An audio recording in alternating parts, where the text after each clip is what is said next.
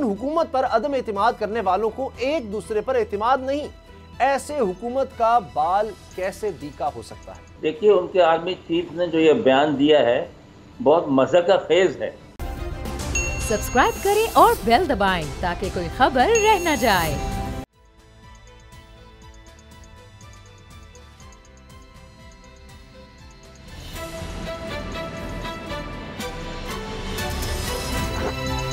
अब पता चला। बिस्मिल्लाहिर्रहमानिर्रहीम, अस्सलाम वालेकुम। मैं हूं मोहम्मद उसामा गाजी और आप देख रहे हैं अब पता चला। मुलाकातों पर मुलाकातें चल रही हैं और राबतों पर राबते।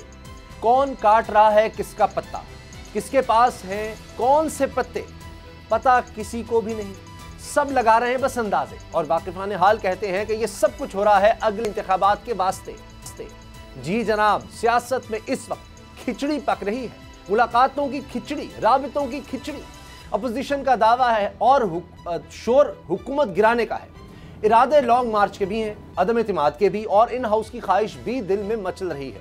लेकिन हुकूमत पर अदम एतमाद करने वालों को एक दूसरे पर एतमाद नहीं, ऐसे हुकूमत का बाल कैसे दीका हो सकता है। सवाल यह भी है, फिर ये मुलाकातें राबते क्यों हो रहे हैं। शहबाज शरीफ हुकूमत के खिलाफ मुतहरिक हैं और इन हाउस तब्दीली के लिए सियासी रहनुमाओं से मुलाकातें जारी हैं। MQM से मिल लिया है, इसके अलावा बाप, काफ लीग और GDA से मुलाकातों का इरादा है। इसके अलावा शहबाज शरीफ, मौलाना फजलुर रहमान, महमूद खान अचकजई और सरदार अख्तर मेंगल से भी मिलेंगे और सियासी रहनुमाओं को इन हाउस तब्दीली पर कायल करने की कोशिश करेंगे। दूसरी तरफ लाहौर आई MQM क़यादत नून लीग के बाद काफ लीग से मिल चुकी। पीपल्स पार्टी चौधरी बरादरान से भी राब्ते में है। जहांगीर तरीन अपने जहाज का रुख मोड़ने के शगुफे छोड़ रहे हैं। बाप पार्टी भी आंखें दिखा रही है। बज़ाहिर तो सब कुछ हुकूमत के खिलाफ नया महाज सजाने की तैयारियां लग रही हैं, लेकिन कुछ दोस्तों के ख्याल में सारी पार्टियां एक दूसरे की जेबें टटोल रही हैं ताकि सियासी माल का अंदाजा होने के बाद हुकूमत के खिलाफ नई हिकमत अमली बनाई जा सके। फैसला होगा कि एहतजाजी तहरीक चलेगी या फिर अगले इलेक्शन की इंतखाबी मुहिम। एक तरफ अपोजिशन की तेजियां हैं तो दूसरी तरफ हुकूमत की बेनियाजियां। बकौल शेख रशीद के अपोजिशन के दिलों में तेल नहीं, लेकिन फिर अनजाना खौफ हवाओं में है। वरना वज़ीर आज़म ने जलसे जुलूसों की रौनक लगाने का फैसला क्यों किया है? क्या ये मुलाकातें रंग ला सकती हैं या नहीं? ज़रा अगले चंद दिनों को अहम करार दे रहे हैं। इसकी क्या हकीकत है, इसी से आगाज़ करते हैं। बाबर डोगर साहब, गुलाम मुर्तज़ा साहब से अंदर की कहानी जानते हैं। बाबर डोगर साहब, ये इतनी मुलाकातें, तेजियाँ, ये सब हुकूमत गिराने के लिए, लेकिन कुछ ऐसे लगता है जो खबरें आती है कि वो बात कुछ बन नहीं पा रही। चाहे शाहिद खान अब्बासी साहब का बयान हो कि जब नंबर गेम पूरी हो जाएगी तो बड़ी जल्दी से हम अदम एतमाद ले आएंगे। कहीं खबरें आ जाती है कि जी नून लीग की तो CEC में खुद इत्तेफाक नहीं हो सका, पूरी तरह से यकसू नहीं है, अगरचे कह दिया कि जी जो नवाज शरीफ कहेंगे वही करेंगे। देखिए उसामा साहब, ये जो पीपल्स पार्टी की और नून लीग की मुलाकात हुई, शहबाज शरीफ के दावत पे जो मुलाकात हुई, इसमें ये सिर्फ बर्फ़ पिघली है। इसमें बहुत सारी चीज़ें डिस्कस हुई। अदम एतमाद की भी के लिए भी डिस्कशन हुई। उसके बाद ये भी है कि शहबाज शरीफ ने भी उनको ये बताया, आसिफ अली जरदारी साहब को, कि मेरे PTI के साथ राब्ते हैं और अगर अदम एतमाद की तहरीक आती है तो PTI से हमें सपोर्ट मिलेगी। आसिफ अली जरदारी साहब ने भी कहा कि मेरे भी राब्ते हैं PTI के साथ, और इवन KP के और पंजाब में जो उनके राब्ते हैं वहाँ से भी उनको सपोर्ट मिल सकती है। जो कंसेंसस डेवलप हुआ था वो ये हुआ था कि लॉन्ग मार्च तो करेंगे, उसके साथ साथ सबसे पहले स्पीकर के ख़िलाफ़ अदम एतमाद लाई जाए, स्पीकर नेशनल असम्बली के ख़िलाफ़। अब स्पीकर नेशनल असम्बली के ख़िलाफ़ जो अदम एतमाद आती है वो खुफिया राय शुमारी के ज़रिए से आती है, उसमें शो ऑफ हैंड नहीं है। और अगर स्पीकर के ख़िलाफ़ आती है और PTI के अंदर से डेंट पड़ता है तो स्पीकर उड़ जाएंगे, और अगर स्पीकर उड़ते हैं तो हुकूमत को बहुत बड़ा धचका लगेगा। तो इस पे लेकिन असल इशू ये था कि अगर स्पीकर उड़ जाते हैं और अगर PTI की गवर्नमेंट भी मरकज़ और पंजाब से उड़ती है तो फिर इसके बदले में नून लीग को क्या मिलेगा और फिर पार्टी को क्या मिलेगा। नून लीग ने ये ऑफ़र कराई कि मरकज़ आप संभाल लें, पंजाब हमें दे दें। मतलब मरकज़ पे पार्टी के पास चला जाए, पंजाब हमें दे दें और हम जो 1 सवा साल है उसको पूरा करके इलेक्शन अनाउंस कर देंगे। अच्छा, पीपल्स पार्टी ये कहती है कि नून लीग मरकज़ संभाल ले, पंजाब हमें दे दें। पीपल्स पार्टी कहती है कि जी हमारी 7 सीटें हैं, हम चौधरियों को भी मना लेंगे आप हमें पंजाब दे दें, पंजाब में हमारा वज़ीर आला आ जाए 7 सीटों के साथ, चौधरी परेलाई जो है वो स्पीकर हैं, उनको कुछ और शेयर दे देंगे, उनको मरकज़ में भी अच्छा शेयर दे देंगे, लेकिन हमारा वज़ीर आला पीपल पार्टी का हो, जो पीपल पार्टी का अपना ख्वाब है। ऐसे ही जैसे नून लीग कहे कि सिंध हमारे हवाले कर दो, जिस पे नून लीग मानने को तैयार नहीं है। नून लीग फेडरल गवर्नमेंट में हुकूमत बनाने में ज़रा भी इंटरेस्टेड नहीं है। हाँ, पंजाब में वो इंटरेस्टेड है। पीपल पार्टी जो है वो ये चाहती है कि पंजाब में जो एक दरीना ख्वाब है कि हमारा वज़ीर आला हो, वो पूरा करना चाह रहे हैं। इस पे अभी कोई चीज़ सेटल नहीं हुई, कोई चीज़ वाज़ेह नहीं हुई। अच्छा। ये चीज़ क्लियर है कि मार्च में 23 मार्च के बाद स्पीकर के अगर जब ये नो कॉन्फिडेंस अदम इत्मीनान पे इतफाक होता है तो वो स्पीकर से स्टार्ट होगा, जो कि खुफिया राय शुमारी के ज़रिए से है, और उसमें अगर कामयाबी मिलती है तो उसके बाद फिर पंजाब और उसके बाद फिर मरकज़ नेशनल असम्बली। सही तो अच्छा। लेकिन असल इशू जो अभी भी खड़ा हुआ है वो ये है कि अगर पीटीआई की गवर्नमेंट गिरती है तो उसके बाद चीज़ें आगे लेके किस तरह से चलनी है। तो दोनों पॉलिटिकल पार्टीज अभी भी इस वक्त भी एक दूसरे पे एतमाद नहीं कर, ये है असल कहानी। गुलाम साहब बड़ी दिलचस्प बातें बताई हैं बाबर डोगर साहब ने, और शेख रशीद साहब तो कह चुके हैं कि इमरान खान ने कहा था 3 महीने अहम है, 1 महीना गुजर गया, 2 महीने भी गुजर जाएंगे, तो ये सब कुछ नहीं 2 महीनों में हो रहा है।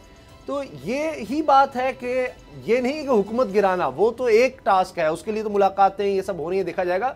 असल तो ये है कि उसके बाद क्या करना है, उसके बाद का कौन सा हिस्सा किसके पास जाना है, वहां बात नहीं तय हो रही। तो इसीलिए पहले मामले पर क्या तय होना है? सबसे अहम बात तो ये है कि अभी अपोजिशन किसी एक बात के ऊपर मुत्तफिक नहीं है।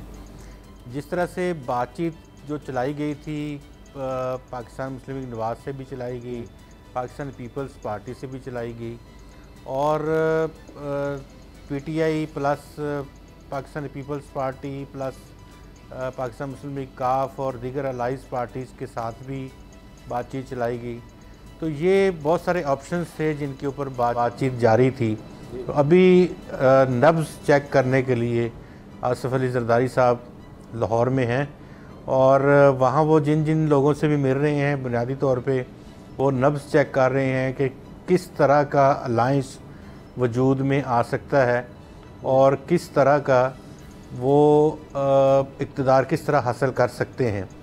ये ऑप्शंस उन्होंने जिन जिन लोगों से भी गुज़िश्ता रोज़ में मुलाकातें की हैं उनको एक जुमला वाज़े तौर पे वो उन्होंने कहा कि हमने यूसुफ रज़ा गिलानी को सेनेटर मुंतखब करवाया जी, और ये बात आप जानते हैं कि हम इस मामले में अगर कोई कमिटमेंट करेंगे तो हम काम कर सकते हैं। तो नून लीग ने ये उनसे कहा था कि यूसुफ रज़ा गिलानी साहब को आपने ज़रूर मुंतखब कराया है, लेकिन उसमें सारे वोट सपोर्ट हमारे शामिल थे, पीडीएम के भी वोट थे, पाकिस्तान मुस्लिम नवाज के भी वोट थे जी।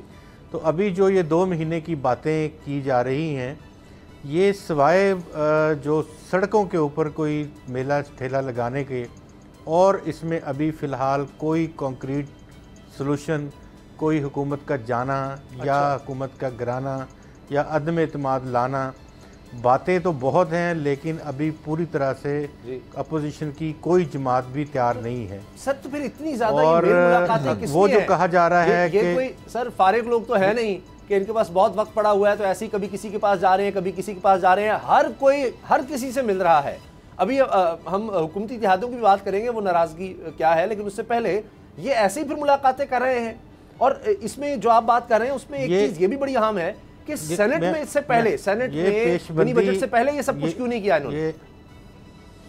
आपने बजा कहा, आपकी बात आपके इंट्रो में शामिल थी कि क्या ये बल्दियाती इंतखाबात की पेशबंदी है। 2 महीने के अंदर अंदर मैं एक अर्ज़ करूँगा कि इमरान खान साहब ख़ुद उन्होंने उनके पाँव के साथ एक समझ लें वो ग्रेनेड एक बंधा हुआ है, वो अब उसको अगर ठोकर मारेंगे तो वो अपनी जान से हुकूमत जाए, तो उस सूरत हाल में ये तमाम पार्टियां तैयार होंगी और किसी न किसी तरह से हुकूमत अपनी फॉर्म कर लेंगी। अदरवाइज़ वो कोई ऐसा फ़ैसला करें, कोई ऐसा हुक्मनामा जारी करें, कोई ऐसी बात करें जिससे उनकी हुकूमत ख़ुद गिरने की तरफ बढ़े जी, तो फौरी तौर पे ये जो वर्किंग हो रही है, इस वर्किंग के तनाजुर में कोई भी हुकूमत फॉर्म हो जाएगी। अदरवाइज़ ये सड़कों वाला नाप है कोई। आप ये भी देखें ना, बड़ा अहम एक चीज़ है, अली ज़ैदी साहब कराची मार्च कर रहे हैं जी, और बिलावल भुट्टो साहब इस्लामाबाद की तरफ मार्च कर रहे हैं। दरमियान में कहीं पे मुठभेड़ हो जाए इनकी, या वो इस्लामाबाद पहुँचे, वो कराची पहुँच जाएं, जी, इस्लामाबाद में ये मुतालबात दे दें, कराची हुकूमत को वो मुतालबात दे दें। तो ये इस तरह की पेशबंदियाँ पाकिस्तान पीपल्स पार्टी इसलिए भी कर रही है कि अगर वहाँ पे कोई पीपल्स पार्टी पीटीआई की रैली के साथ कुछ ज्यादती करती है, कोई बातचीत ऐसी होती है वहाँ पे, तो पंजाब में एटलीस्ट उनके साथ कुछ लोग हों, पाकिस्तान मुस्लिम लीग नवाज हो, पीडीएम के लोग हों, ताकि उनको इस तरह से वहाँ निशाना ना बनाया जा सके। अच्छा, लेकिन आपको पता है अप्रैल के फर्स्ट वीक में रमज़ान है। जी जी, अप्रैल के फर्स्ट वीक जो ये जो कहा जा रहा है ना कि 2 महीना, ये मार्च के एंड, मार्च के एंड, अप्रैल के फर्स्ट वीक में रमज़ान है। सही। तो फिर नमाज रोज़ा होगी, तरावियाँ होंगी और सदका खैरात होगा, अफ्तारियाँ होंगी, तो उसमें तो कुछ नहीं होना। तो बस ये वक्त है, इस वक्त में इसलिए इसको अहम कहा जाता है। मुद्दा साहब मेरी एक बात सुने, मुझे एक बात बताएं, वहाँ पे मेजोरिटी तो होनी है मौलाना फजल रहमान के वर्कर्स की। आप समझ लें कि अगर 70% उनके वर्कर होंगे, 30% में कोई 10% पे पार्टी होगी, कोई 20% मुस्लिम लीग होगी जी। तो मौलाना फजल रहमान के लिए तो आइडियल चीज़ है कि वहाँ पे आराम से जाके डेरे डालें, वहाँ पे तराबियाँ पढ़ें, नमाज़ें पढ़ें, वहाँ पे जनाब वहाँ पे रोज़ा रखें, रोज़ा अफ्तार करें, रोज़ा अफ्तार करने के बाद जनाब 2 घंटे वो शो लगाएं। 2 घंटे का शो है, सारा दिन शो थोड़ी लगाना अभी तो सारा दिन वो वहाँ पे सोएंगे, सारी रात वो तमाशा लगाएंगे। ज़हन में रखें, बच्चे भी हैं सर, अभी आप ज़हन में रखें, अभी देखें मेरी बात सुन, अभी आप ये ज़हन में रखें कि अभी फ़िलहाल जो मार्च है इस महीने में, वो सिर्फ बिलावल भुट्टो जरदारी का है और उधर से अली ज़ैदी साहब का है, और मौलाना का मार्च तो 23 मार्च को है, और वो तो टोटल 6-7 दिन है, 8 दिन है उनके पास। उन 7-8 दिनों में वो उन्होंने क्या करना है? तो वो ये हो सकता है कि अगर बिलावल साहब इतना लंबा, सर बिलावल साहब ने 27, मेरी बात सुने, 27 फरवरी को वहाँ से निकलना है। ये मैं आपको लिख के दे दूँ, 27 फरवरी को निकलेंगे, निकलते निकलते उन्होंने महीने बाद इस्लामाबाद पहुँचना है। ये आप मुझसे अभी लिखवा लीजिए। उन्होंने जरा सिंध में ही 10 दिन लगा देने, सिंध से निकलते निकलते ही। उसके बाद पूरा पंजाब पड़ा हुआ है, पंजाब के बाद इन्होंने यहाँ से इकट्ठे निकलना है और वहाँ जाते सारी रहीम यार खां में बुज़दार हुकूमत इस्तकबाल करेगी उनका, जिस तरह ये पीटीआई के लोगों के साथ जो सलूक करेंगे ना सिंध में, उससे ज्यादा डबल सलूक। आपको पता है कि रहीम यार खां की पुलिस का खतरा नजर आ रहा है, लेकिन एक तसादुम कैफियत हुकूमती इत्तेहादियों के अंदर जो बन रही है, अगर उसको देखें बाबा डोगर साहब के बलूचिस्तान अवामी पार्टी वो कह रही है जी हम खुश नहीं है, MQM यहाँ तक कह रही है कि जी जब लोग खुश नहीं है, अवाम खुश नहीं है, तो हम कहाँ मुतमईन होंगे इस हुकूमत से, या इमरान खान या तहरीक इंसाफ से, महंगाई है, परेशानी है, हम भी मुतमईन नहीं है। देखिए ये जो स्टेटमेंट्स हैं ये फिर क्या है? मेरी बात सुने, आज MQM का डेलीगेशन मिला शहबाज शरीफ के साथ, और शहबाज शरीफ ने उनको दावत दी कि जनाब आप हमारा साथ दें, हम हुकूमत गिराना चाह रहे हैं, महंगाई है, बेरोज़गारी है, लोग बड़े परेशान हैं, तंग हैं, तो आप हमारा साथ दें अदम इत्तेमाद में, हुकूमत का साथ छोड़ दें। उन्होंने जो बड़ी अहम बात की वो ये थी कि जी आपके पास फ़िलहाल लाहे अमल क्या है, मैं कि आप करना क्या चाह रहे हैं, पहले आप PDM में जाएं, PDM से उसकी अप्रूवल लें, उसके बाद हमें बताएं कि आप इसके बाद आपके पास क्या लाहे अमल होगा, क्या करेंगे। तो अभी तक तो पीपल्स पार्टी और नून लीग के दरमियान में आपस में बैठ के भी लाहे अमल तैयार नहीं हुआ कि अगर ये गवर्नमेंट जाती है तो हमने आगे चीज़ों को लेकर किस तरह से चलना है। तो ये सारी चीज़ें जो हैं ये अभी कन्फ्यूजन है। इसके अब 1 या 2 दिन के बाद मौलाना फजल रहमान साहब के साथ मीटिंग है, APDM की मीटिंग होगी, वहाँ से जो भी इन्होंने करना है उसकी अप्रूवल होगी, उसकी अप्रूवल के बाद ये आगे चलेंगे। फिर मैं जो मेरी इतला है, मेरी इतला ये है कि ये डिसीजन है कि मार्च के महीने में, मार्च के एंड में जो भी अगर अदम इत्तेमाद की तहरीक लानी है उसका आगाज़ नेशनल असम्बली से स्पीकर के ख़िलाफ़ अदम इत्तेमाद की तहरीक से करना है, क्योंकि वो खुफिया राय शुमारी है। फिर मैं आपको कह रहा हूँ वज़ीर आला पंजाब हो या इमरान खान हो, वो शो ऑफ हैंड है, यहाँ पे खुफिया राय शुमारी है। स्पीकर को हराना, वहाँ से हराना सबसे आसान काम है। सही। तो अच्छा। जो भी बात हो रही, अगर देखें वो स्पीकर वाली बात थी ना, जो स्पीकर वाली जो बात थी, जी जी, बुनियादी तौर पे अब स्पीकर का उतारा जाना एक सिंबॉलिक होगा। अभी जितनी लेजिस्लेशंस हुई हैं आपने देखा कि उन्होंने बिल्कुल जानबदार होकर उन्होंने पाकिस्तान तहरीक इंसाफ का स्पीकर होने का सबूत दिया। जितनी पीछे लेजिस्लेशंस हुई हैं उन सब में, हर स्पीकर ने तो ये वो किया अगर पाकिस्तान इन्होंने में। उतारना था तो उनको पहले उतारते, ताकि इनको अपोजिशन को कोई रिलीफ मिलता, उसमें कोई वहाँ पे असेंबली में उनकी इज्जत होती। उन्होंने उनसे बिल भी पास करवाए, उनको उल्टा गालियाँ भी पड़ी अपोजिशन को, वहाँ से धक्के भी मिले, और जो आपके सार्जेंट एट 8 आर्म्स होते हैं उन्होंने भी आके पकड़ा। मुल्ला साहब यार दोस्त जो होते हैं वो अगर करना था मंजूरी भी तो चाहिए, वो पहले टाइम था।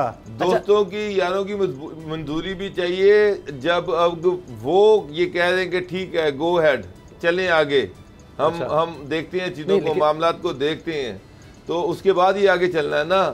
तो जब पीछे दोस्त यारी साथ निकले तो आपने क्या करना है। शाहिद खान अब्बासी ने भी कहा जी बैसाखियों के तहत ये हुकूमत चल रही है। लेकिन एक हम ज़रा सा अगर चीज़ों को थोड़ा सा पीछे हटकर ज़रा ब्रॉड चीज़ों में देखें, यानी ब्रॉड स्पेक्ट्रम में देखें, ब्रॉड स्पेक्ट्रम में, तो उसमें ये नज़र आ रहा है कि इमरान खान साहब तो इंटरनेशनली बहुत ज़्यादा इस वक्त दौरे कर रहे हैं। अभी रूस जाएंगे, फिर उसके बाद जर्मनी की भी बात हो रही है, अभी जुल्फी बुखारी साहब का जी बरतानिया भी उन्होंने जाना है, और अब जिस तरह चीन की इन्वेस्टमेंट की बात हुई है वो सब चीज़ें हमें नज़र आ रही हैं। अभी इमरान खान साहब जिस तरह नौशकी गए हैं, तो एक गुलाम साहब बिल्कुल इमरान खान साहब की तवज्जो की किसी और मामलात पर भी नज़र आ रही है। तो ऐसा लगता है कि शायद उनको कोई ख़तरा नहीं है यहाँ इस वक्त। और अगर हम अभी देख लें मार्च में OIC का वज़राए ख़ारजा का इजलास इस तरह से 23 मार्च पाकिस्तान में हो रहा है, तो ये इतना कुछ होते हुए इंटरनेशनली ये जो लोकल पॉलिटिक्स हो रही है ये कुछ दब नहीं जाएगी? देखिए जो इस वक्त बॉडी लैंग्वेज है प्राइम मिनिस्टर की, वो अगर आप देखें तो उनकी ज़ुबान उनकी बॉडी लैंग्वेज का साथ नहीं दे रही है। वो खोए खोए से रहते हैं। चीन का दौरा हो या यहाँ पे आपने देखा वो क्या कुछ हो रहे होते हैं, आंखें उनकी कुछ कह रही होती हैं। वो उस तरह से सीक्वेंस नहीं है उनका जैसा सिंक्रोनाइज वो होते थे। वो सिर्फ अपोजिशन के हवाले से जब बात करते हैं तब उनकी बॉडी लैंग्वेज, उनकी आंखें, उनके एक्ट्स, सब कुछ वो उनका साथ दे रहा होता है। लेकिन जब वो स्टेट लेवल की को बात कर रहे होते हैं या बाहर अंदर जा रहे होते हैं तो वहाँ हमें नज़र नहीं आती वो स्टेट्समैनशिप जो होनी चाहिए। तो साफ नज़र आता है कि कोई चीज़ें बैकग्राउंड में ऐसी हैं जिन्होंने उनको छोटा मोटा कोई परेशानी या तो सोच जो जलसे जुलूसों का ऐलान है इमरान खान साहब की तरफ से, वो खुद जाएंगे 4 सूबों में, उसका पूरा प्लान लाया जा रहा है, वो इसी वजह से है। ये अवामी राब्ता मुहिम किस लिए है? अवामी राब्ता मुहिम तो वो अब सोचना होगा उन्हें क्या वो अवाम में जाने के लिए वो जा सकते हैं बगैर सिक्योरिटी के, या अवाम में घुल मिल सकते हैं। और मुर्दा साहब उन्होंने कौन सा जाके लोगों को जफ्फियाँ डालनी है? वो वहाँ पे स्टेज पे जाके बैठ जाएंगे, वहाँ से तकरीर करेंगे, वापस आ जाएंगे। और बाकी जो बंदे इकट्ठे कर रहे हैं वो जिलाई और सूबाई इंतजामिया जो वो जिम्मेदार है, वो करेगी इकट्ठे बंदे। सर फिर जलसा आपका क्या मतलब है? प्राइम मिनिस्टर साहब जाके सबके गले में मिलेंगे, उनसे हाथ मिलाएंगे, उनका हाल अहवाल पूछेंगे। सर इतनी बड़ी उन्होंने वहाँ जाना है, तकरीर करनी है, वहाँ से वापस आ जाना है। हमेशा से यही होता रहा। सर इसमें यह है कि जलसे की भी एक बॉडी लैंग्वेज होती है, जो गुलाम साहब ने बात की अगर बॉडी लैंग्वेज की, सर जलसा भी पता लग जाता है लोग जबरदस्ती लाए गए हैं या किस तरह लाए गए हैं। आपने देखिए लाहौर में जो नून लीग का जलसा हुआ था, उसमें लोग ना तकरीर सुन रहे हैं ना उनको कोई जज्बात है, वो पता लग जाएगा अगर इमरान खान के साथ नहीं है लोग तो हर जलसे में नजर आ जाएगा। उसामा साहब मेरी एक बात सुने, सरकारी जलसे इसी तरह के होते हैं। वहाँ पे सरकार के जितने भी मुलाजमीन हैं, स्कूलों के टीचर हैं, हेल्थ मुलाजमीन हैं, इधर उधर सब लोग, कुछ पार्टी वर्कर्स, हर एक MPMNA की ड्यूटी लगाएंगे कि तुमने 2-2 हज़ार बंदे लेके आने हैं। वो पैसे दे के 2 हज़ार बंदे इकट्ठे हो जाते हैं, 5, 8, 10 हज़ार बंदे वो इकट्ठे कर लेंगे, 4-5 हज़ार वो इकट्ठे। ये कौन सा मीनार पाकिस्तान में 2 लाख का जलसा करने जा रहे हैं? सर मुल्तान में इधर यही है, 10 हज़ार 15 हज़ार बंदा इकट्ठा करना है। वो तो सूबाई गवर्नमेंट इनकी, फेडरल गवर्नमेंट इनकी, मिनिस्टर इनके, MNAs इनके, साउथ पंजाब में सारी अक्सरियत इनकी, वहाँ से 10 हज़ार बंदा इकट्ठा करना कौन सा ऐसा मसला है? अच्छा ये गुलाम डॉक्टर साहब इनके MNA जा सक, आप मुझे बताएं, आप सारी ज़िंदगी पॉलिटिकल पार्टीज़ को कवर करते रहे हैं, आपने सेक्रेटेरिएट में बैठ के पूरे पाकिस्तान की ब्यूरोक्रेसी को आपने कवर किया है। आप मुझे ये बताएं कि क्या इस वक्त इनके MNAs और MPAs जा सकते हैं गलियों में, बाज़ारों में, अपने हल्के में? मुर्जा साहब गलियों में क्या लेके जाना है? और सर जी मेरी एक बात, MNA को तो जाना पड़ेगा ना, आखिर 200-400 बंदा इकट्ठा करना है। सर जी MNA को कम से कम कॉर्नर मीटिंग 2-4 करनी पड़ेगी। 2000 रुपया मजदूरी है एक मजदूर की, 4 देगे 5 देगे पकानी है। 2000 रुपये के हिसाब से आपने 200 मजदूर लेने हैं और वो जाके उनको बेचारों को खाना भी मिल जाएगा, दिहाड़ी भी मिल जाएगी, हाजिरी भी लग जाएगी, जलसा भी अटेंड हो जाएगा। मैं तो यही देखता आया हूँ जनाब, इसी तरह से बंदे इकट्ठे होते हैं, अपनी मर्जी से कहाँ से बंदे जाते हैं जलसों में। लेकिन क्या उनमें वो जज्बा और उस तरह से नजर आएगा? जज्बे को आपने क्या करना सर? खान साहब ने तकरीर करनी है, उन्होंने तालियां बुलवा देनी है, बस दैट्स इट। और लोगों अब वो वाले जो आप जो समझ रहे हैं ना 2013 वाला सीन, वो नहीं होना। ये सरकारी जलसे होंगे, आपको नजर आएगा। अगर ऐसा ही होता है, अगर जो बाबर डोगर साहब बात करें, अगर ऐसा ही होता है गुलाम नबी साहब, तो फिर इमरान खान साहब को तो मुतमईन कर दिया जाएगा कि लोग अभी आपके साथ हैं, महंगाई हो जो भी हो। वो जिस तरह कहा कि जी हमारा ब्रांड जो है वो इमरान खान साहब हैं, लोग इनके लिए फिर भी निकलेंगे, आ गए हैं। देखें इस महंगाई के बावजूद, परेशानियों के बावजूद लोग आज भी इमरान खान के साथ हैं। तो फिर वो सही कह रहे हैं कि इसके अलावा चॉइस ही कोई नहीं, तरीके इंसाफ के अलावा इस वक्त लोगों के पास और कोई चॉइस नहीं है, बाकी तो सब लुटेरे हैं। सब के सब लुटेरे नहीं हैं, सब के सब सियासी हैं, सब के सब सियासी पार्टियां इस वक्त अगर तमाम सियासी पार्टियां चाहें तो क्या वो तब्दीली नहीं ला सकती? वो इनको नहीं उतार सकती? वो उतार सकती हैं। मैं आपको यकीन से कहता हूं कि अगर पाकिस्तान मुस्लिम लीग नवाज़, पीपल्स पार्टी, मौलाना फजल रहमान, वो जब चाहें इस हुकूमत को अब उतार सकते हैं। अच्छा। लेकिन वो खुद टाइम दे रहे हैं, क्योंकि उनको पता है कि ये वाली जो सूरत हाल है, सर वो टाइम दे रहे हैं तो बयानात कुछ और उठाएगा। वो तो कह रहे हैं एक लम्हा भी वो बयानात को नहीं चलाया जा सकता, मजीद वक्त दिया जा सकता। तो ये क्या मुनाफिकत है? झूठ बोल रहे हैं वो। इसी का नाम होता है पॉलिटिक्स, इसी का नाम होता है पॉलिटिक्स, सियासत इसी का नाम है। राइट हैंड दिखा के ना तो लेफ्ट हैंड से वार किया जाता है। ये ऐसी चीजें, बहुत सारी चीजें चल रही होती हैं दरमियान में। हासिल क्या हो रहा है वो? अगर इस टाइम देने से सर क्या हासिल हो रहा है इन जमातों को? हासिल ये हो रहा है कि इनकी जो शौक रह गए थे, वो कहते हैं ये भी पूरे कर लें, कहीं ऐसा ना हो कि हम इनको 1-1.5 साल पहले हम इनको निकाल बाहर करें और उसके बाद फिर दोबारा गलियों में चीखो पुकार हो कि मैंने तो सितारे अभी तोड़ने ही वाला था, हाथ डाला था सितारों को, तो उधर से इन लोगों ने मुझे उतार दिया। अच्छा सर ब्रेक है सर, ब्रेक है। अच्छा सर ब्रेक ले आते हैं, चलें ब्रेक ले लेते हैं, कोशिश करेंगे आगे ब्रेक के बाद इस हवाले से बात कर सकें। ब्रेक के बाद हमने बात करनी है जी मकबूजा कश्मीर के साथ साथ अब पूरे भारत में मुसलमानों पर किस तरह से जुल्म हो रहा है और इमरान खान साहब किस तरह पर उम्मीद है कि बातचीत से ये मसला हल हो ही जाएगा। ब्रेक के बाद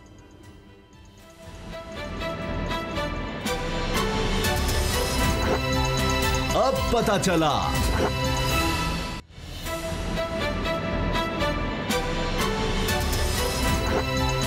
अब पता चला। ये मनाजिर आप देख रहे हैं कि पूरी दुनिया ये मनाजिर देख रही है, लेकिन उस तरह से रद्द-ए-अमल नहीं है। अब ये रियासत है भारतीय रियासत कर्नाटक और वहाँ पर तालिबात के हिजाब लेने पर पाबंदी है, यानी अब वो स्कूल, कॉलेज, यूनिवर्सिटी नहीं जा सकती हैं अगर वो हिजाब लेती हैं। एक बच्ची का आपने देखा, एक बच्ची का कि किस तरह उसको गुंडों ने, इंतहा पसंद गुंडों ने घेर रखा है, फिर भी वो नारे लगा रही है, अल्लाह अकबर कह रही है। और ये अब मंजर पूरे भारत में फैल रहा है। सिर्फ मकबूजा कश्मीर में मुसलमानों के साथ जुल्म नहीं है, पूरे भारत में अब ये सिलसिला शुरू हो गया है। ये सेकुलर भारत जिसमें कहा जाता है जी कोई दीन के हवाले से कोई तफरीक नहीं, लेकिन वहाँ पर अब हिंदू इंतहा पसंदी फैलती चली जा रही है। हमें ज्वाइन किया है lieutenant general retired Moinuddin Haider साहब ने, साबिक गवर्नर भी हैं, उनसे इस बारे में बात करेंगे। मोइनुद्दीन हैदर साहब, ये फरमाइए, अब इमरान खान साहब का हालिया बयान ये है कि मसला कश्मीर बातचीत से अभी या बदेर हल हो जाएगा।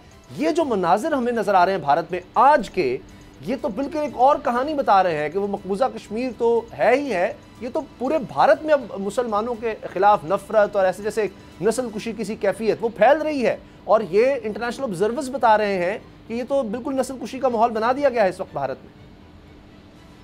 जी हाँ, बिल्कुल सही आपने कहा, और ये दुनिया के एनालिसिस है और दुनिया के मुख्तलिफ कांग्रेस पार्लियामेंट्स के अंदर ये बात उठी है कि हिंदुस्तान इंतहा पसंदी की राह पे चल पड़ा है और उनकी जो बीजेपी है और उसका जो मिलिटेंट विंग है वो उन्होंने ना सिर्फ मुसलमान बल्कि तमाम अक़लियतें जो हैं उनका जीना अजीरन कर दिया है। हर एक को बोलते हैं हिंदू हो जाओ। और आपको पता है सिखों ने एक टोकन रेफरेंडम किया अपना वहाँ पर यूनाइटेड किंगडम में। भारत ने बहुत कोशिश की रुकवाने की ब्रिटिश गवर्नमेंट से, लेकिन वो वहाँ होकर रहा और वो खालिस्तान कहते हैं बनाना चाहते हैं, तो वो भी नाराज़ हैं।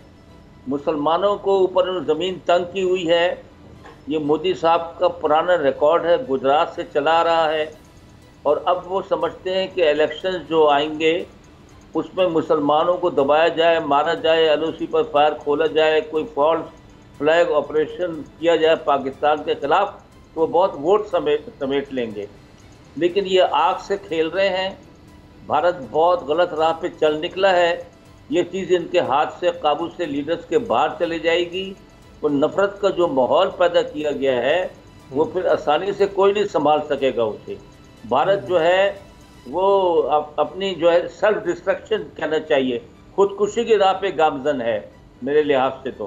क्योंकि वहाँ इतनी किस्म की वहाँ पर मज़ाहिब हैं, इतनी किस्म की बोलियाँ बोलने वाले लोग हैं कि वहाँ पर अगर आप जो उन्होंने सेकुलर का अपना कांग्रेस ने बनाया था कॉन्स्टिट्यूशन, उससे नाराज़ करेंगे तो इनका मुल्क जो है बहुत प्रेशर में आ जाएगा। और दुनिया इसको अब देखनी शुरू हो गई है। और अमेरिकन स्कॉलर ने तो कहा है कि हम देख रहे हैं कि नेक्स्ट जेनोसाइड हिंदुस्तान में हो सकता है। मोइनुद्दीन हैदर साहब, ये क्या साइकी है, क्या सोच है, क्या अप्रोच है कि उनके आर्मी चीफ अगर ये कहें कि जी लाइन ऑफ कंट्रोल पे सीज ऑफ फायर जो है तो वो पाकिस्तान की कमज़ोरी है, फौज पाकिस्तान की कमज़ोरी है। मेरा मतलब है कि हमारा आर्मी चीफ कभी इस तरह की बात नहीं करता। तो ये इस तरह की तंग नजरी, ये और इवन आर्मी चीफ इस तरह की स्टेटमेंट्स देता है। देखिए, उनके आर्मी चीफ ने जो ये बयान दिया है बहुत मज़े का खेज है। मैं हैरान हूँ कि क्या बयान दिया है। देखिए, पाकिस्तान जो है वो तो एलओसी के ऊपर इनिशिएट फायरिंग नहीं करता। उसकी वजह यह है कि फायरिंग करेंगे तो एलओसी के पार भी मुसलमान ही बचते हैं। दूसरी बात यह है कि हिंदुस्तान जब भी फायर खोलता था पाकिस्तान के ऊपर बिला जवाब, बगैर किसी वजह के, तो फिर पाकिस्तान को उसका जवाब देना पड़ता था। लेकिन वो जवाब देते थे खाली पोस्टों पर फायर करके, वो भी छोटे हथियारों से। लेकिन बड़े हथियारों का लाना, फिर तोपखाने का लाना, फिर सिविलियन आबादी के ऊपर फायर करना, और वहाँ पर हमारे, आपको पता है, सिविलियन भी शहीद हुए हैं, उनके मवेशी भी शहीद हुए हैं, उनके घर भी गिरे हैं। और ये तमाम चीज़ें पाकिस्तान ने, जो वहाँ एम्बेसडर बेस्ड हैं इस्लामाबाद में और डिफरेंट अटैचीज़, उनको ले जाके एलओसी पे सब चीज़ें दिखाइए कि आप जनाब देखिए ये गोला बारूद है, ये तोपखाने के गोले हैं, ये घर गिरा हुआ है, ये शहीद हुआ है, ये इसकी कब्र है। लेकिन हिंदुस्तान किसी जर्नलिस्ट को, फॉरेन ऑब्जर्वर को कश्मीर में और एलओसी पर जाने नहीं देता। हमारी चीज़ें तो सबके सामने खुली हुई हैं, हम क्यों फायर करेंगे। और दूसरी बात यह है कि अगर आप ताकतवर हैं तो फिर आप अगर समझते हैं कि फायर करना आपके कौमी मफाद में है या उससे कोई आप हासिल कर रहे हैं पॉलिसी से, तो फिर अगर हम कमज़ोर हैं तो हमारी बात क्यों सुनेंगे आप।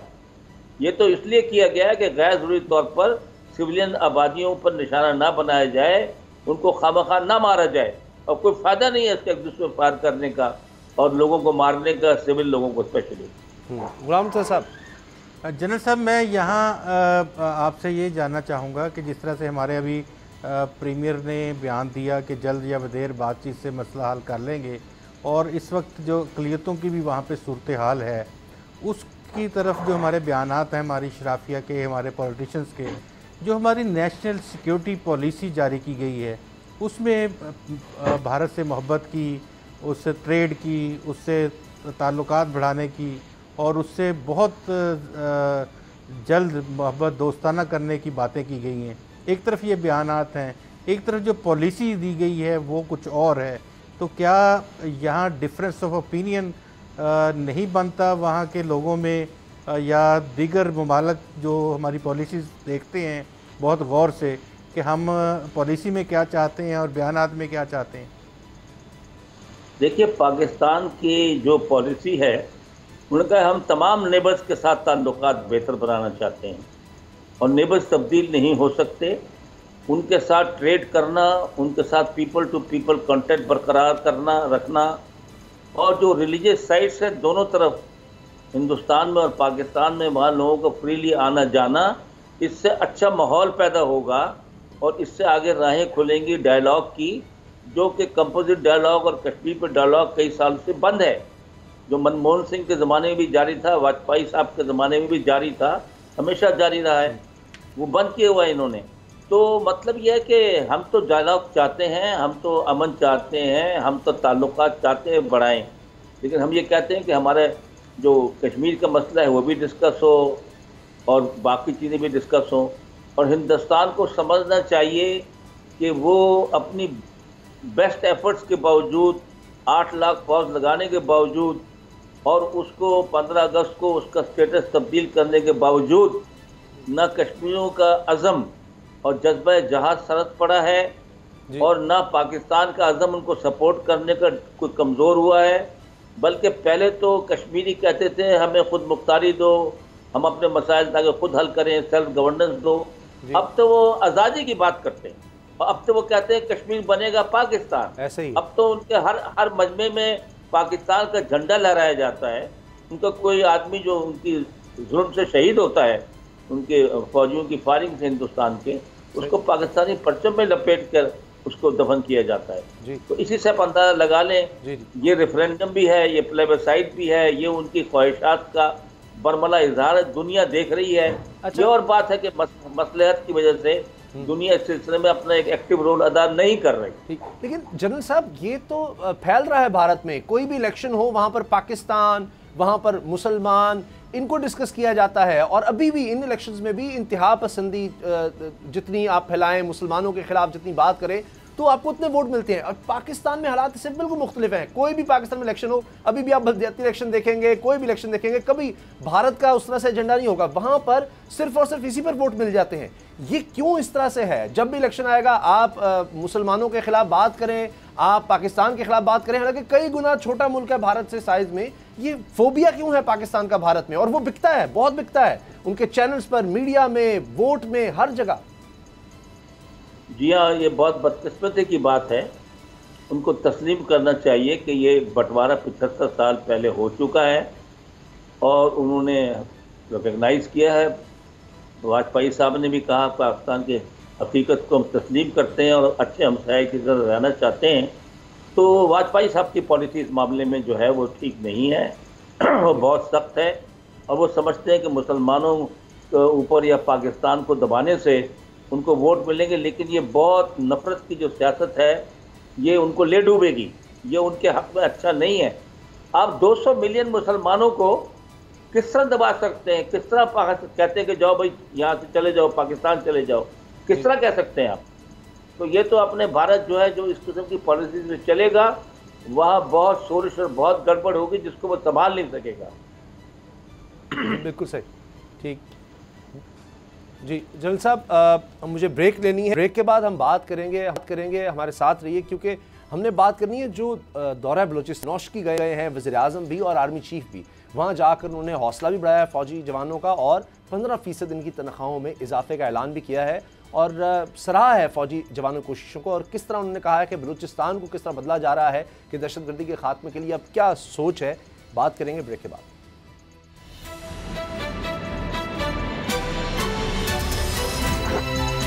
अब पता चला।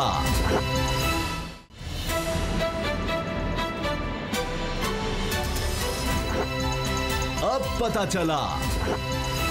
वज़ीर आज़म पाकिस्तान इमरान खान और army chief general Qamar Javed Bajwa पहुंचे नौशकी और वहां पर वो जवान जिन्होंने कामयाब ऑपरेशन किया, दहशतगर्दों के खिलाफ 20 दहशतगर्दों को मारा, हॉस्टेज सिचुएशन में इस तरह से इन दहशतगर्दों का मुकाबला करना बहुत बड़ी बात है।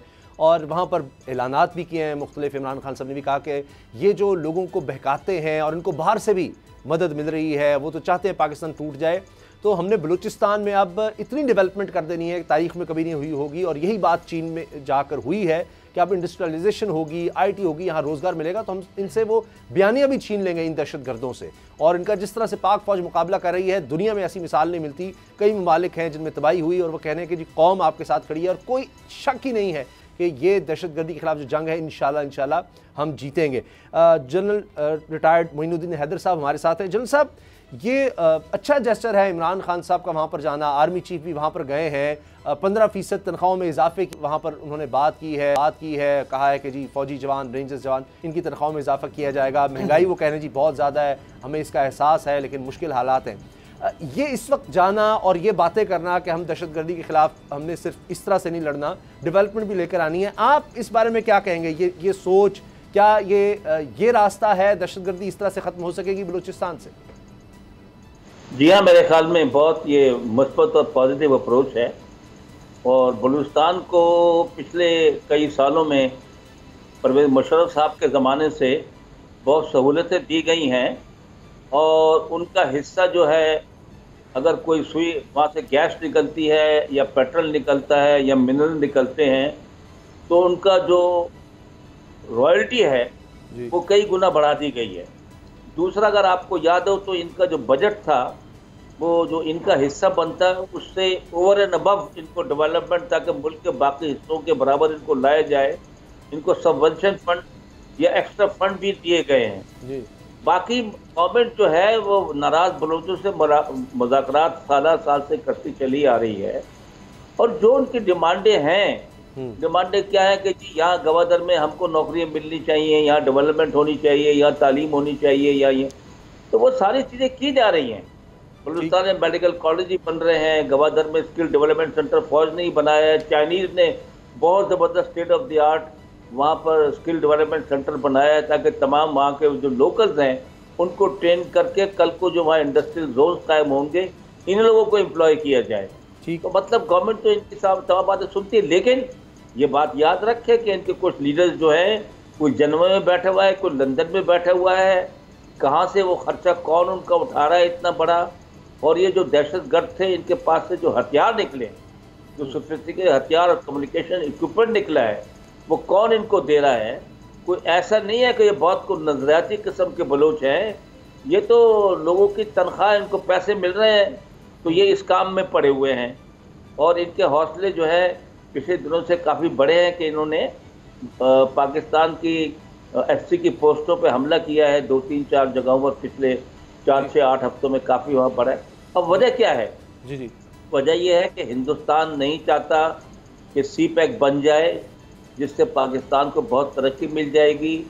अमेरिका और वेस्ट नहीं चाहता कि ये हो जाए गवादर की पोर्ट डेवलप, क्योंकि चाइना का जो उन्होंने घेराव किया हुआ है साउथ चाइना सी में और मलाका स्टेट में, ऑस्ट्रेलिया को मिलाकर कभी ये ब्लॉकेट करके चाइना की ट्रेड रोक सकते हैं, जिससे वो बहुत परेशान है चाइना की बढ़ती हुई ट्रेड से। तो उनको एक नया रास्ता जो गवादर के मिल रहा है वो उसको नहीं चाहते कामयाब हो, हमसे कहते भी रहते हैं। तो इंडिया ने तो बाकायदा एक बजट रखा हुआ है इस काम के लिए, जो वो अफ़गानिस्तान में एलिमेंट्स थे पहले, और जो बाकी जगहों पर छुपे हुए हैं पाकिस्तान के अंदर अपने कैंपों वगैरह में, तो उनको हथियार भी मिल रहे हैं, पैसे मिल रहा है, डायरेक्शन भी मिल रही है, इंटेलिजेंस भी मिल रही है, ये लोग इसमें शरीक हैं। लेकिन पाकिस्तान की पॉलिटिकल अज़म और फौजियों का अज़म इस मामले में बहुत मजबूत है कि दहशतगर्दी को पहले भी शिकस्त दी है, और अभी पाकिस्तान के मुस्तक़बिल को बेहतर बनाने के लिए कोई चाराकार नहीं इसके अलावा कि इनसे निपटा जाए सख्ती से। अच्छा, और प्राइम मिनिस्टर साहब का वहाँ जाना आर्मी चीफ के साथ बहुत बड़ा एक सिंबॉलिक स्टेप है, दिखाने के लिए, बताने के लिए कि हम फौजियों के साथ हैं, हम आपके बिल्कुल जो है हर लिहाज से आपका ख्याल करेंगे, और आपकी जो कुर्बानियाँ हैं हम उसकी कौम कदर करती है, ये इस बात का इजहार है by prime minister and by our army chief. लेकिन मोइन साहब, अफगानिस्तान में भारत TTP को एक मरतबा फिर पाकिस्तान के खिलाफ इस्तेमाल कर रहा है, और वहाँ पर तालिबान की गवर्नमेंट है। ऐसे सिनेरियो में TTP का ऑपरेशनल होना और पाकिस्तान के खिलाफ दहशतगर्दी की कार्रवाइयाँ करना, इसका सद्देबाब कैसे हो सकता है? इसका सद्देबाब तो यही है कि पाकिस्तान ने उनसे मुज़ाकरात बंद कर दिए हैं, और उन्होंने कहा इनसे हम ताकत से निपटेंगे, जिस तरह पहले दहशतगर्दों से पिछले सालों में निपटा गया है। और अच्छी इंटेलिजेंस, अच्छी कोऑर्डिनेशन से मेरे ख्याल में इनके जो सेल्स हैं और छुपे हुए इनके जो पनाहगाहें हैं वहाँ हमले होंगे। बाकी अफ़गानिस्तान को हम बार बार समझा रहे हैं कि भाई आप अपनी सरजमीन मत इस्तेमाल होने दें, मत वहाँ से लोगों को जो है कभी रेफ्यूजीज़ के भेस में, कभी किसी भेस में, तो ये इनको हम उनको लगातार अफ़गानिस्तान की हुकूमत को, तालिबान को बता रहे हैं, लेकिन उनका भी अपना कंट्रोल पूरे अफगानिस्तान पर इतना मजबूत नहीं है।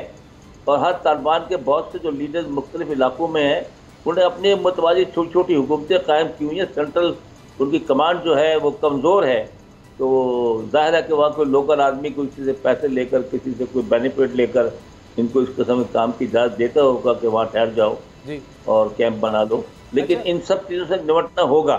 अच्छा, एक सवाल जो जनरल साहब बहुत ज़्यादा किया जाता है कि जब 96% काम पाक अफगान बॉर्डर पर मुकम्मल हो चुका बाढ़ का, इसी तरह से ईरान की सरहद पर भी कोई लगभग 70% काम, तो फिर ये इतने बड़े बड़े हमले किस तरह हो रहे हैं कि 10 जवान वहाँ ईरान पाकिस्तान बॉर्डर पर हमला होता है, वहाँ पर शहीद होते हैं, ये FC के हेडक्वार्टर्स पर हमला इस तरह से होना, ये तो बाकायदा ऐसे जैसे कि जंग एक किसी पर मुसल्लत की जाए, इतनी बड़ी तादाद में 30-30, 40-40 दहशतगर्द इकट्ठे होकर हमलावर हों, फिर पाक अफगान बॉर्डर पर उसके बाद हो जाता है, 5 जवान वहाँ शहीद हो जाते हैं, तो ये सब फिर किस तरह हो रहा है?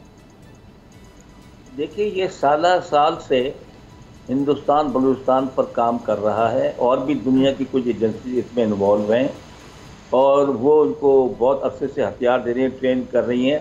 अगर आपको याद हो, कुलभूषण कितने अरसे पहले पकड़ा गया था, वो किस काम के लिए यहाँ पर आ रहा था?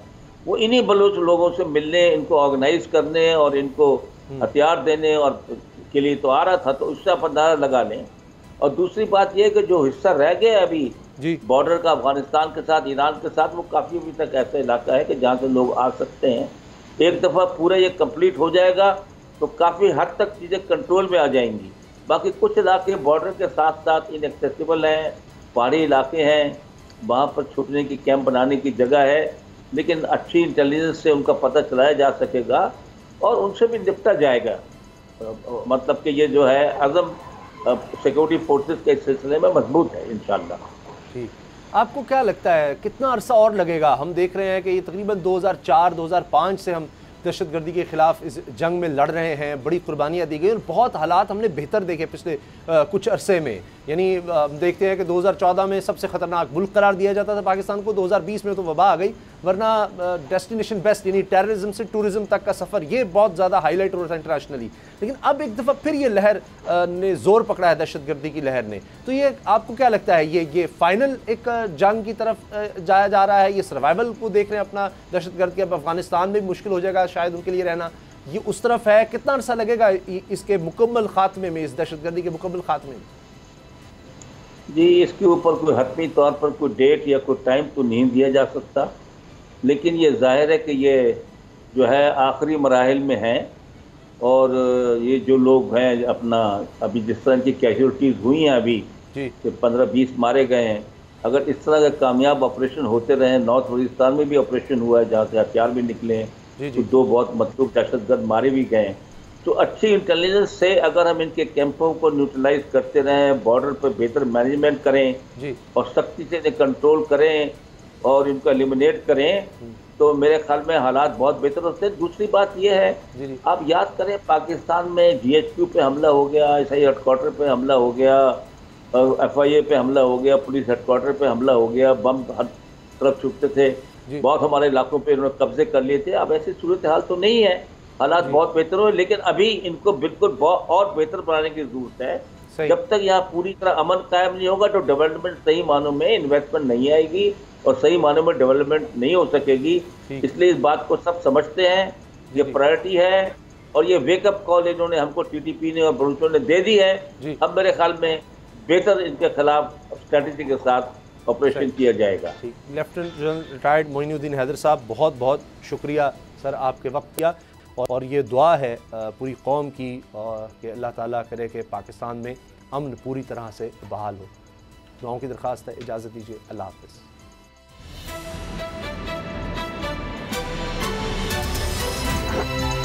अब पता चला।